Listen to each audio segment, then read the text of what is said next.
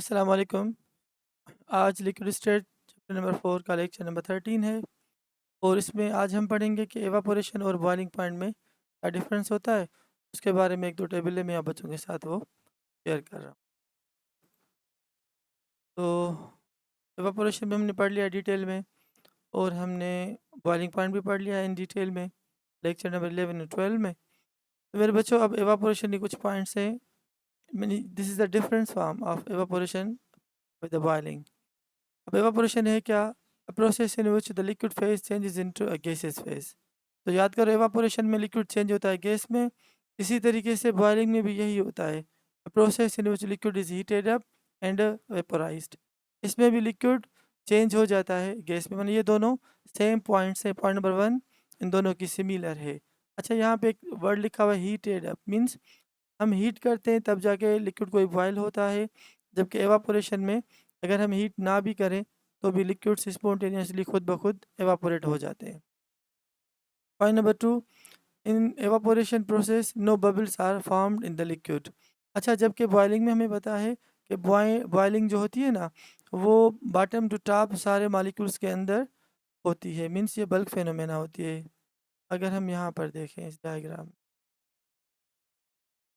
तो देखो यहाँ पे एवापोरेशन क्या है? It is a surface phenomena. सिर्फ सरफेस के मॉलिक्यूल्स बाहर जाते हैं। जबकि इन केस ऑफ बाबा ये जो बॉइलिंग है, तो बॉइलिंग में क्या होता है कि बॉइलिंग में पूरा नीचे से लेके बॉटम तक बबल्स की फॉर्मेशन भी हो जाती है और पूरा लिक्विड इन्वॉल्व हो जाता है इसमें, बॉइलिंग प्रोसेस में। अच्छा, अब इसके बाद फिर तीसरी पॉइंट देखो ना, यहाँ पे ये भी विजिबल डायग्राम अच्छा है। Evaporation is a surface phenomena. जबकि बॉइलिंग में नीचे बबल्स की फॉर्मेशन हो जाती है क्योंकि टेम्परेचर हम नीचे से देते हैं। वो काइनेटिक एनर्जी फ्राम, क्योंकि आपको पता है कि heat goes from hot body to cold body. तो हॉटनेस से कोल्डनेस की तरफ हीट फ्लो करती है। इसी तरीके से आहिस्ता आहिस्ता ये अंदर के मालिक्यूल्स बबल्स के फॉर्म में ऊपर आ जाते हैं और liquid will change into a vapour या गैसियस फॉर्म। तो बात है बहुत इंपॉर्टेंट ये कि एवापोरेशन में नो बबल्स फॉर्मेशन क्योंकि it is a surface phenomena. जबकि बॉइलिंग पॉइंट में बबल्स की फॉर्मेशन होती है और ये पूरी बल्क फेनोमेना होती है, सरफेस फेनोमेना नहीं होती सिर्फ। अच्छा, evaporation occurs on the surface of liquid, जबकि entire liquid is involved in the process of boiling। तो बॉइलिंग में पूरा जो है ना लिक्विड वो इन्वॉल्व हो जाता है, जबकि एवापोरेशन सिर्फ सरफेस ऑफ लिक्विड पे होती है। अच्छा, evaporation slow slow slow process होता है। जबकि बॉइलिंग में हम हीट देते हैं तो हीट देने से average kinetic energy of the molecules बढ़ती है। प्रोसेस कुछ फास्ट या क्विक होता है। तो एवापोरेशन इज स्लो क्योंकि हम टेम्परेचर नहीं देते। ये स्पॉन्टेनियस भी खुद ब खुद हो जाता है सोलर एवापोरेशन से भी। जबकि बॉइलिंग खुद ब खुद सोलर एवापोरेशन से नहीं होती, हमें टेम्परेचर देना होता है, इसलिए this process is very much fast या क्विक। अच्छा, इट इज़ नेचुरल प्रोसेस। आप पानी को छोड़ दो तो क्या होगा कि खुद ब खुद वहाँ से एवापोरेशन शुरू हो जाती है। तो इट इज़ नेचुरल प्रोसेस। जबकि बॉइलिंग हम खुद कराते हैं किसी भी लिक्विड की एक मखसूस टेम्परेचर पे। ठीक है बाबा?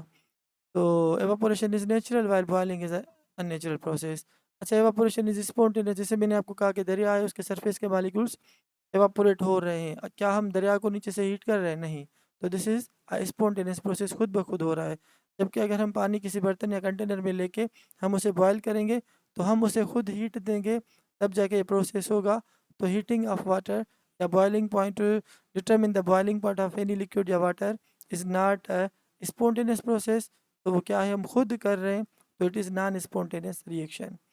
अच्छा, evaporation occurs at any temperature, no specific temperature is required. 10 पे, 20 पे, 40 पे, 50 पे, 60, 70, 80 पे पानी की एवापोरेशन हो सकती है। हाँ, टेम्परेचर कम होगा तो रेट ऑफ एवापोरेशन कम होता है। हाँ, टेम्परेचर बढ़ जाता है तो स्पीड या रेट ऑफ एवापोरेशन वो बढ़ जाती है, मगर बॉइलिंग नहीं होती। बॉइलिंग तब होगी जब उस लिक्विड का अंदर का प्रेशर बाहर के प्रेशर के बराबर होगा, then liquid starts to boil. तो इसीलिए boiling point of any specific liquid is specified at its own temperature. या अगर हम कहें कि दो लिक्विड्स को अगर अगर हम आइडेंटिफाई करना चाहें कि कौन सा लिक्विड है, कौन सा लिक्विड कौन सा है, सपोज अल्कोहल और वाटर, मुझे दो सैंपल मिल गए, तो हमें कहते हैं कि जाओ बताओ कि कौन सा लिक्विड कौन सा है, इन दोनों में से कौन सा अल्कोहल है कौन सा वाटर है। तो मैं क्या करूँगा, पहले पानी को अलग हीट करूँगा, उसकी बॉइलिंग पॉइंट मालूम करूँगा। तो जब पानी का अंदर का प्रेशर बाहर के प्रेशर के बराबर हुआ तो मैंने टेम्परेचर नोट डाउन किया, तो वो था 100 सेल्सियस। तो this is the boiling point of water.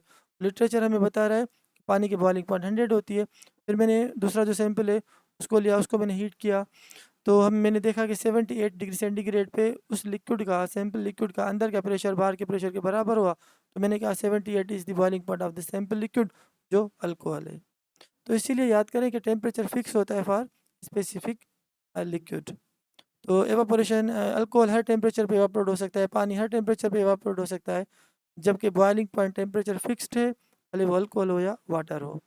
Next point ये है कि मेरे बच्चों, the temperature of this process में चेंज।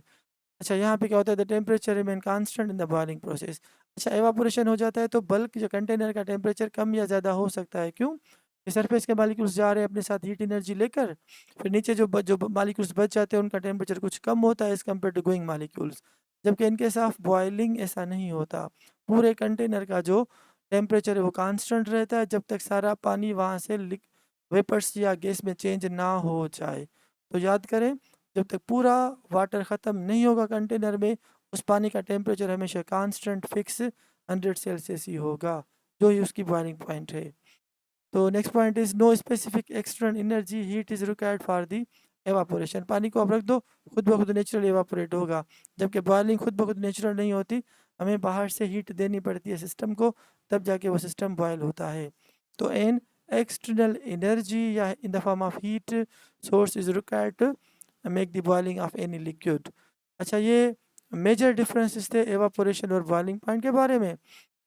अब जैसे conversion of a liquid into vapour phase by temperature, कहाँ से आता है, फ्रॉम द सन।